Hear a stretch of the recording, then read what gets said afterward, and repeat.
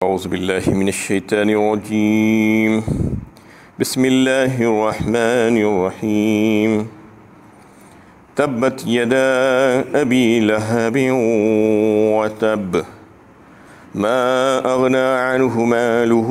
وما کسب۔ ٹوٹ گئے ابو لہب کے ہاتھ اور وہ نامراد ہو گیا، اس کا مال اور جو کچھ اس نے کمایا وہ اس کے کسی کام نہ آیا۔ یہاں سے سورہ لہب شروع ہو رہی ہے، مکی صورت ہے، 5 آیتوں پر مشتمل۔ اب سورہ شعراء کی وہ آیت نازل ہوئی، وَأَنذِرْ عَشِيرَتَكَ الْأَقْرَبِينَ، کہ اللہ کے نبی صلی اللہ علیہ وسلم کو یہ حکم دیا گیا تھا، ہدایت دی گئی تھی کہ آپ اپنے کنبے قبیلے والوں کو خبردار کر دیجئے، ڈرا دیجئے۔ تو آپ صلی اللہ علیہ وسلم کوہ صفا پر چڑھائے اور وہاں پر چڑھ کر آپ نے لوگوں کو پکارنا شروع کیا، جمع کرنا شروع کیا، قبیلے قریش کے اور دیگر لوگوں کو یا صباحا یا صباح کہہ کر خبردار کرنے کے لیے، اور مختلف قبیلوں کے نام بھی آپ لیے جا رہے تھے، یا بنی عبد مناف، یا بنی مطلب، یا بنی فلاں، یا بنی فلاں۔ تمام لوگ جب جمع ہو گئے تو آپ صلی اللہ علیہ وسلم نے ان سے سوال کیا، کیا میں تمہیں یہ خبر دوں کہ اس پہاڑ کے پیچھے دشمن ہے، وہ صبح و شام تم پر حملہ آور ہونا چاہتا ہے، کیا تم اس بات کی تصدیق کرو گے؟ تو ان سبوں نے مل کر کہا کہ ہاں، ہم آپ کو سچا مانتے ہیں، ہم آپ کی یہ بات کی تصدیق کریں گے۔ تو پھر آپ صلی اللہ علیہ وسلم نے فرمایا، میں تمہیں اس بات سے خبردار کرتا ہوں کہ اللہ کا عذاب شدید تمہارے لیے تیار ہے اگر تم کفر اور شرک سے باز نہیں آ جاؤ گے۔ یہ کہنا تھا کہ سب تیتر بیتر ہونے لگے، اور خاص طور پر ابو لہب جو ہے یہ کہنے لگا کہ تباً لک لہٰذا جمیتنا، کہ ہلاکت ہو تیری، کیا تو ہمیں اس لیے جمع کیا تھا؟ یہ کہہ کر اس نے ایک پتھر اٹھا لیا آپ صلی اللہ علیہ وسلم کے اوپر، تو اس پر یہ صورت نازل ہوئی۔ اس میں خاص طور پر اگر آپ دیکھیں تو یہ قرآن میں ایک ہی صورت ہے جہاں پر دشمنان اسلام میں سے کسی کا نام لے کر اس کی مذمت کی گئی ہے، کہیں پر بھی دوسری جگہ ایسا آپ کو نہیں ملے گا۔ جبکہ مکے میں بھی اور ہجرت کر کے جانے کے بعد مدینے میں بھی دشمنوں کی کمی نہیں تھی۔ آپ صلی اللہ علیہ وسلم اور اسلام کی عداوت کر رکھنے والے جو لوگ تھے وہ بہت سے تھے، ابو لہب سے کچھ کم نہیں تھے وہ لوگ۔ لیکن کیا بات ہے کہ اس بدبخت کا کردار کیا ایسا تھا کہ اس کا نام لے کر اللہ تعالیٰ نے اس صورت میں جو ہے اس کی مذمت کی۔ تو اگر آپ جائزہ لیں تو پتہ چلے کہ اس وقت کے جو حالات تھے عرب کے، جو افراتفری، جو بدامنی، جو قتل و غارت گری جو پیش آتی تھی، اس کی وجہ سے یہ ہوتا تھا کہ رشتہ داری اور صلہ رحمی کی بڑی اہمیت تھی، لوگ اس کو بڑا اہم سمجھتے تھے، اور قبیلے والے اپنے اپنے قبیلے والوں کی جو ہے امداد، نصرت اور حمایت کیا کرتے تھے۔ اسی وقت آپ صلی اللہ علیہ وسلم جب دعوت حق لے کر اٹھے، توحید کی دعوت، تو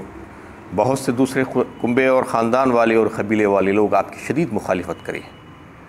لیکن آپ کا جو قبیلہ تھا، قبیلہ بنی ہاشم، اور پھر دوسرے آپ کی جو ہے آپ کی پردادا کی اولادوں میں سے جو تھے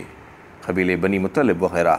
یہ سب لوگ آپ کی نہ صرف مخالفت نہیں کیے بلکہ آپ کی تائید اور حمایت کے لیے اٹھ کھڑے ہوئے۔ حالانکہ اس میں سے اکثر لوگ آپ کی نبوت پر ایمان نہیں لائے تھے، اس کے باوجود قبیلے والوں کی مدد کا جو معاملہ تھا، جو رواج تھا وہاں پر عرب میں، اس کی وجہ سے وہ لوگ آپ کی حمایت اور تائید کر رہے تھے کہ وہ لوگ جو ہے یہ نہیں چاہتے تھے کہ ان کی قبیلے کا کوئی نوجوان کو جو ہے کسی دشمن کے حوالے کر دیا جائے۔ صرف ایک ہی شخص تھا وہاں پر، ابو لہب، جو آپ کی مخالفت پر اڑا ہوا تھا، حالانکہ وہ آپ کا سگا چچا تھا، اور چچا کا جو ہے وہ جو مقام تھا وہ باپ کے برابر جو ہے سمجھا جاتا تھا، اور خاص طور پر اس وقت میں جب بھتیجے کا باپ وفات پا چکا ہو، یعنی اس کا بھائی وفات پا چکا ہو، تو پھر وہ بھتیجا کہ جو ہے وہ چچا سے توقع کی جاتی تھی کہ وہ اپنی اولاد سے زیادہ عزیز رکھے گا وہ بچے کو، لیکن اس نے ایسی بدبختی کا مظاہرہ کیا کہ ہمیشہ مخالفت،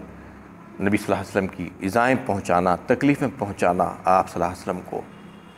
اور جہاں کہیں پر آپ دعوت کا کام کرنے کے لیے جاتے، دعوت پیش کرتے، حق پیش کرتے، تو پیچھے پیچھے جاتا اور جا کر کہتا اور تکذیب کرتا اور کہتا کہ یہ جھوٹ کہہ رہا ہے، اس کی بات مت مانو، یہ ہمارے آبائی دین سے پھر گیا ہے، اس کی بات مت سنو، یہ کہتا۔ اصل میں اس کا نام عبد العزیٰ تھا، عزا کا بندہ، جو شرکیہ نام تھا، اللہ تعالیٰ نے اس کو یہاں پر نقل نہیں کیا۔ اس کی کنیت جو تھی وہ ابو لہب تھی، وہ اس وجہ سے کہ وہ بڑا سرخ و سفید تھا، بڑا خوبصورت تھا، اس لیے اس کا نام ہی ابو لہب پڑ گیا تھا۔ آگ کی طرح، شعلے کی طرح تھا وہ، ایسا سرخ و سفید تھا۔ وہ مخالفت میں بہت آگے نکل گیا تھا، اسلام کی مخالفت اور کفر کی حمایت، اس کی محبت میں اتنا آگے نکل گیا تھا کہ وہ جو عربی روایات تھی اس کا بھی اس نے لحاظ نہیں کیا کہ اپنے قبیلے والوں کی مدد اور نصرت کرنا چاہیے ہر معاملے میں۔ حتیٰ کہ ایک ایسا وقت بھی آ گیا جب جو ہے آپ صلی اللہ علیہ وسلم کو کا مخاطبہ کیا گیا، بائیکاٹ کیا گیا معاشی طور پر اور معاشرتی طور پر، اور وہ آپ صلی اللہ علیہ وسلم کو کا جو ہے محصور کر دیا گیا شعبہ ابی طالب کی گھاٹی میں۔ تو اس وقت دیگر آپ کے جو قبیلے تھے، قبیلے بنی ہاشم، بنی مطلب وغیرہ، یہ سب لوگ آپ کا ساتھ دیے اور سب کے سب آپ کے ساتھ جو ہے آ گئے، اس بائیکاٹ میں شریک ہو گئے۔ وہ ایک ہی تھا جو کفار قریش کے ساتھ ملا ہوا تھا اور آپ صلی اللہ علیہ وسلم کی مخالفت پر اس وقت بھی اڑا ہوا تھا۔ نہ صرف مخالفت کی بلکہ جب وہ محاصرہ بڑھتے بڑھتے 3 سال تک پہنچ گیا، وہ لوگوں کے لیے کھانے کے لیے کچھ نہیں تھا، پتے کھا کھا کر گزارا کر رہے تھے۔ اس وقت جب جو قافلے آتے کچھ سامان بیچنے کے لیے کھانے پینے کا، تو وہ قافلے والوں کو بھڑکاتا اور بہکاتا اور کہتا کہ ان کو اتنی زیادہ قیمتیں بتاؤ کہ وہ خرید ہی نہ سکیں، اور جو کچھ بھی مال بچے گا میں خرید لوں گا تمہارے سے منہ مانگے داموں پر۔ وہ ایسا ہی کرتا تھا۔ وہ بیچارے آ کر خریدنے کی کوشش کرتے، لیکن ان کے پاس اتنا پیسہ نہیں ہوتا تھا کہ اتنی زیادہ بے تحاشا قیمتوں پر خرید سکے، پھر وہ سارا مال یہ خود خرید لیتا تھا۔ اس طریقے سے وہ مختلف قسم کی تکالیف اور ایذائیں آپ صلی اللہ علیہ وسلم کو پہنچاتا رہا، تو اس لیے اس کا نام لے کر اس صورت میں اس کی مذمت کی گئی ہے، اور بات شروع ہوئی ہے تبت یدا ابی لہب وتب کہہ کر۔ ٹوٹ گئے ابو لہب کے ہاتھ، کیونکہ اس نے کہا تھا کہ تو ہلاک ہو، برباد ہو، تو اللہ تعالیٰ نے اس کے جواب میں کہا کہ تو ہی ہلاک ہو، تیرے ہی ہاتھ ٹوٹ گئے اور تو نامراد ہوا، ذلیل، تباہ و برباد ہوا، ہلاک ہوا تو۔ اور یہ ہلاک ہونے کی خبر جو دی گئی تھی وہ غزوہ بدر سے کہ 7 دن کے بعد ہی پیش آ گئی۔ اس کو ایسی بیماری لگی کہ اس سے اٹھ ہی نہیں سکا۔ وہ طاعون کا مرض، گلٹی جو نکلنا کہتے ہیں، جسے عرب میں عدسہ کہا جاتا ہے، وہ مرض اس کو لگ گیا، اور وہ اس سے لوگوں کو یہ خدشہ تھا کہ دوسروں کو بھی لگ جائے گا وہ بیماری۔ اس وجہ سے سارے اس کے جو رشتہ دار تھے، اس کی اولاد تھی، سب کے سب اس کو الگ ایک مقام پر لے جا کر رکھ دیے۔ وہیں پر وہ تڑپ تڑپ کر مرا، اور اس کی نعش 3 دن تک سڑتی رہی، کوئی اس کے قریب بھی نہیں گیا۔ آخر میں کرائے کے لوگوں کو بلا کر ایک گڑھا کھود کر لکڑی سے جو ہے ڈھکل دیا گیا اس گڑھے میں اس کی نعش کو۔ یہ حشر ہوا اس کا۔ اللہ تعالیٰ یہ بتانا چاہ رہے ہیں کہ وہ جب جو ہے نبی صلی اللہ علیہ وسلم کے ساتھ ایسی بدتمیزی اور گستاخی کی تھی، تو اللہ تعالیٰ نے اس کی کیسی موت اس کو دی۔ ما اغنى عنہ مالہ وما کسب، اس کا مال اور جو کچھ اس نے کمایا تھا اس کے کسی کام نہیں آیا۔ مال اور اولاد کے تعلق سے وہ بڑا زام رکھتا تھا، بڑا فخر اور غرور تھا اس کو، اور جو ہے یہ کہتا تھا کہ میرا مال اور میرے پاس جو اولادیں ہیں، بیٹے ہیں، میں اس سے اپنے آپ کو چھڑا لوں گا۔ اگر یہ محمد صلی اللہ علیہ وسلم جو کچھ کہتے ہیں وہ اگر سچ بھی ہے تو میں ان چیزوں کے ذریعے سے اپنے آپ کو آزاد کرا لوں گا، یہ کہتا تھا۔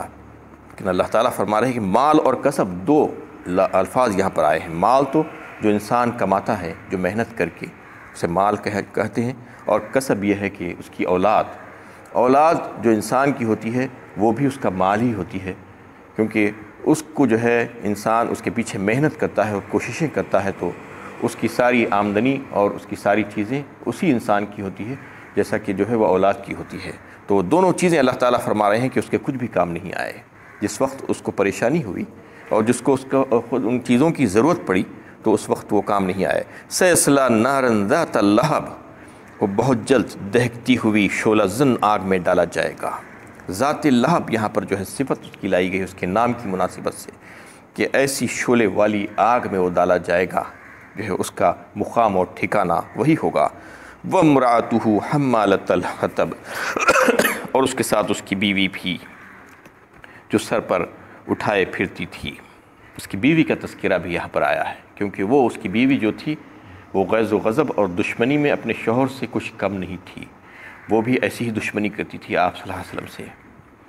اور یہاں پر جو بتایا گیا کہ وہ لکڑیاں اٹھا کر لایا کرتی تھی، خاردار لکڑیاں، کانٹے والی لکڑیاں، تاکہ آپ صلی اللہ علیہ وسلم کے راستے میں اس کو بچھا دے، تاکہ آپ صلی اللہ علیہ وسلم کو تکلیف ہو، اس کی وجہ سے ایذا پہنچے۔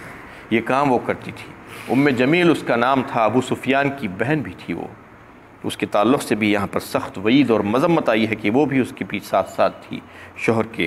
فی جیدہا حبل من مسد، قیامت میں اس کی گردن میں ایک سخت بٹی ہوئی رسی ہوگی، کھجور کی چھال کی لکڑی رسی ہوگی اس کی۔ وہ یہ کرتی تھی کہ وہ لکڑیوں کا کڈا بنا کر جنگل سے لایا کرتی تھی اور وہ سر پر رکھ کر اس کی ایک رسی کو گلے میں ڈال لیتی تھی تاکہ وہ گٹھا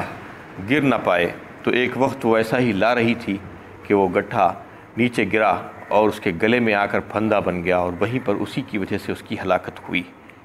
یعنی اللہ تعالیٰ دنیا میں بھی اس کو یہ سزا دیے کہ اس کو جو ہے رسی سے اس کا گلا گھونٹ دیا گیا، اور پھر آخرت میں بھی اس کے ساتھ بڑا سخت معاملہ ہوگا۔ جیت کا لفظ عربی زبان میں ایسی گردن کے لیے بولا جاتا ہے جس میں زیور پہنایا گیا ہو۔ حضرت سعید بن مسیب، حسن بصری و خطاوہ کہتے ہیں کہ وہ ایک بہت قیمتی ہار گردن میں ہمیشہ پہنتی اور کہتے پھرتی تھی کہ لات و عزا کی قسم میں اپنا ہار بیچ کر اس کی قیمت محمد صلی اللہ علیہ وسلم کی عداوت پر خرچ کروں گی۔ اس بنا پر قرآن میں جیت کا لفظ طنزاً استعمال کیا گیا ہے کہ اس زیور پہننے والے گلے میں جس پر وہ فخر کرتی تھی سخت قسم کی بٹی ہوئی رسی ہوگی، اور یہ اس کے انتہائی ذلیل کیے جانے کی علامت ہوگی۔ یہاں سورہ اخلاص شروع ہو رہا ہے۔ یہ مکی صورت ہے، 4 آیتوں پر مشتمل ہے۔ قل هو اللہ احد، اے محمد صلی اللہ علیہ وسلم ان سے کہیے وہ اللہ یکتا ہے۔ اللہ الصمد، اللہ تعالیٰ سب سے بے نیاز ہے، سب اسی کے محتاج ہیں، وہ کسی کا محتاج نہیں۔ لم یلد ولم یولد ولم یکن لہ کفوا احد، نہ اس کی کوئی اولاد ہے نہ وہ کسی کی اولاد، اور کوئی اس کا ہمسر نہیں، وہ یکتا ہے۔ یہ سورت کا نام اخلاص ہے۔ اخلاص اس وجہ سے ہے کہ اس میں خالصتاً اللہ تعالیٰ کی توحید کو پیش کیا گیا ہے، اور اس توحید کو اگر کوئی سمجھ کر پڑھ کر اس کی تعلیم پر ایمان لاتا ہے تو پھر اس کا شرک سے خلاصی ہو جائے گی، شرک سے نکل جائے گا، وہ شرک سے بری ہو جائے گا۔ اس سورت کی عظمت اور فضیلت میں بہت سی احادیث ملتی ہیں۔ ایک روایت میں اللہ کے نبی صلی اللہ علیہ وسلم نے فرمایا کہ اس سورت کو جو پڑھے گا وہ 1/3 قرآن پڑھنے کے برابر اس کو ثواب ملے گا۔ اس کا مطلب یہ ہے کہ قرآن میں ایمانیات پر جو بحث ہوئی اس میں 3 زمروں میں اس کو تقسیم کیا گیا ہے، توحید، رسالت اور آخرت۔ جو توحید کا بیان اس میں زبردست انداز میں آیا ہے خالص کر کے، تو اس لیے اس کو پڑھنے والا 1/3 قرآن پڑھنے والے کے برابر تصور کیا جائے گا، اس کا ثواب اللہ تعالیٰ اس کو عطا فرمائیں گے۔ اور ایک حدیث میں حضرت انس رضی اللہ تعالیٰ عنہ اس حدیث کو روایت کرتے ہیں کہ ایک شخص آپ صلی اللہ علیہ وسلم کے خدمت میں حاضر ہوا اور کہا کہ یا رسول اللہ، میں اس سورت سے محبت کرتا ہوں۔ آپ صلی اللہ علیہ وسلم نے فرمایا کہ اگر تم اس سورت سے محبت رکھتے ہو تو پھر یہی سورت تمہیں جنت میں داخل کرا ڈالے گی۔ اور ایک روایت میں نبی صلی اللہ علیہ وسلم نے فرمایا جسے نسائی نے، ابو داؤد میں اور ترمذی نے نقل کیا ہے کہ جو کوئی صبح و شام اس سورت کو، سورہ اخلاص کو، اور آگے آنے والی 2 سورتیں معوذتین، سورہ فلق اور سورہ ناس کو اگر پڑھتا ہے تو پھر وہ اس کے لیے کافی ہو جائے گا۔ کافی ہو جائے گا کا مطلب کہ ہر بلا اور آفت سے وہ بچ جائے گا اس دن بھر کی۔ یعنی بڑی چھوٹی چھوٹی صورتیں ہیں لیکن اس کا فائدہ بہت زیادہ ہے کہ اگر کوئی صبح و شام اس کو پڑھ لیتا ہے تو ہر بلا اور آفت سے وہ جو ہے محفوظ ہو جائے گا اللہ کے فضل و کرم سے۔ اس صورت میں جو توحید کا جو بیان ہوا ہے کہ جب نبی صلی اللہ علیہ وسلم توحید کی تعلیم کو لے کر اٹھے تو اس وقت عرب کے معاشرے میں جو نظریات تھے، مذہبی تصورات جو پائے جاتے تھے وہ مختلف تھے۔ مشرکین جن خداؤں کو پوجتے تھے وہ مختلف چیزوں کے بنے ہوئے ہوتے تھے، کوئی پتھر کا، کوئی لکڑی کا، کوئی دیگر دھاتوں کا، سونے چاندی کا، پتل کا، تانبے کا۔ اس طریقے سے ان کی دیوی دیوتائیں جو تھی جس کو وہ مانتے تھے، جس کی وہ عبادت اور پرستش کرتے تھے، ان میں بھی انہیں نسل در نسل چلتی تھی، نسلیں چلتی تھیں، ان کی اولادیں ہوتی تھیں، اور ان کے پاس یہ تصور بھی تھا کہ ان کے بھگوان اور دیوی دیوتا جو ہیں وہ کھاتے پیتے بھی ہیں، اور یہ بھی ان کا ایک تصور تھا کہ جو ان کے خدا ہیں وہ جو ہے زمین پر ظہور کرتے ہیں انسانی شکل میں، اوتار جسے وہ کہتے تھے۔ یہ مختلف تصورات مشرکین کے تھے اس وقت، اور دیگر مشرکین بھی تھے جیسے کہ عیسائی، وہ خدا کو تو مانتے تھے لیکن اس کے ساتھ اس کو جو ہے ایک بیٹا بھی تسلیم کرتے تھے، عیسیٰ علیہ السلام کو بیٹا مانتے تھے ان کے ساتھ، اور ان لوگوں کا مذہبی عقیدہ یہ تھا، اور آج بھی زیادہ تر عیسائیوں کا جو عقیدہ ہے ثالث ثلاثہ کا، تین میں کا ایک، اللہ تعالیٰ کی خدائی کو بانٹ دیا ہے انہوں نے تین میں کہہ کر، باپ اور بیٹا اور روح القدس جبرائیل، یہ تینوں مل کر چلا رہے ہیں، نعوذ باللہ یہ کہتے ہیں یہ لوگ، یہ عقیدہ ہے یہ عیسائیوں کا باطل عقیدہ، اس کے لیے اللہ تعالیٰ نے فرما دیا کہ یہ کفر کر رہے ہیں، لقد کفر الذین قالوا ان اللہ ثالث الثلاثہ، کفر کیا اس نے جس نے کہا کہ ثالث الثلاثہ، تین میں کا ایک ہے اللہ تعالیٰ۔ یہودیوں کے پاس بھی ایسا ہی کچھ عقیدہ تھا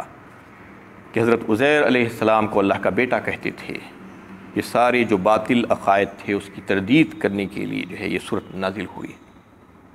اس میں سب سے پہلی آیت میں قل هو اللہ احد جو کہہ دیا گیا، کہ فرمایا گیا ہے کہہ دیجئے آپ اے نبی صلی اللہ علیہ وسلم، نبوت اور رسالت کی طرف جو ہے اشارہ کرتے ہوئے حکم دیا جا رہا ہے کہ اللہ کی طرف سے ہدایت فرما دیجئے لوگوں کو، کیا کہ اللہ کا تعارف کرا دیجئے، اللہ کون ہے۔ وہ لوگ پوچھ رہے ہیں کہ تمہارا اللہ کیسا ہے، وہ مشرکین سوال کر رہے تھے اس وقت کہ تمہارا اللہ کیسا ہے، وہ کس چیز کا بنا ہوا ہے، وہ سونے کا ہے یا چاندی کا ہے یا مٹی کا ہے یا پتھر کا ہے یا لکڑی کا ہے، وہ کیا کھاتا پیتا ہے، اس کی کیا ضرورتیں ہیں وہ پوچھتے تھے، وہ کیسا نظر آتا ہے، اس کا حسب نسب کیا ہے۔ جیسا کہ عرب میں کوئی اگر آتا تو اس سے جو ہے سوال کیا جاتا تھا کہ تیرا حسب نسب کیا ہے، تیرا خاندان کیا ہے، تو یہ تمام سوالات وہ اللہ تعالیٰ کے تعلق سے بھی کر رہے تھے، تو اس کے جواب میں کہہ دیا گیا کہ کہہ دیجئے آپ اللہ کا تعارف کرائیے، اللہ ذات ہے، اسم ذات ہے،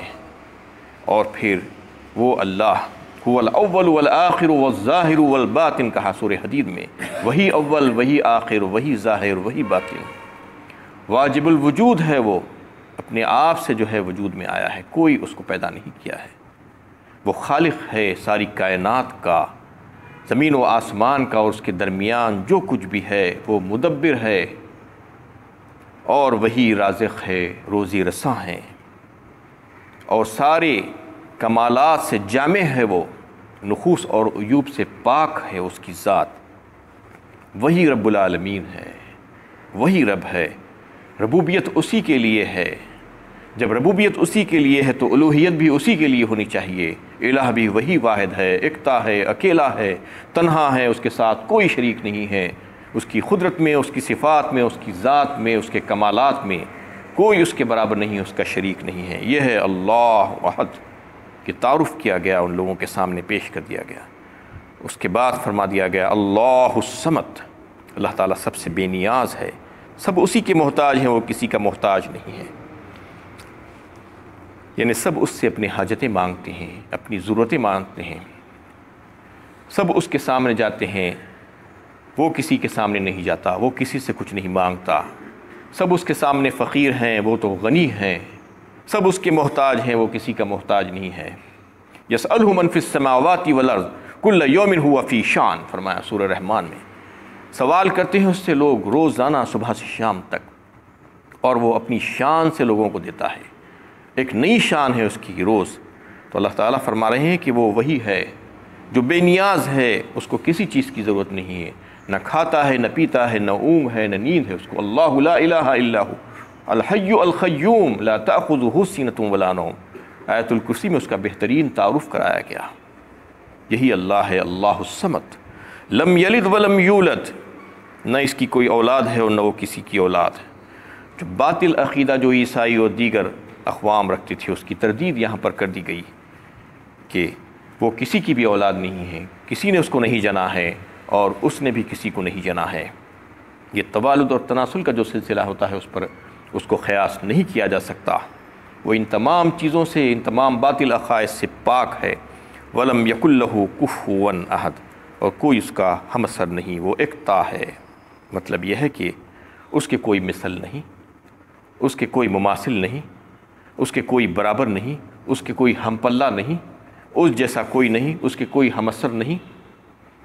اور اس کی مثال، کسی کی مثال اس کے اوپر چسپاں نہیں کی جا سکتی۔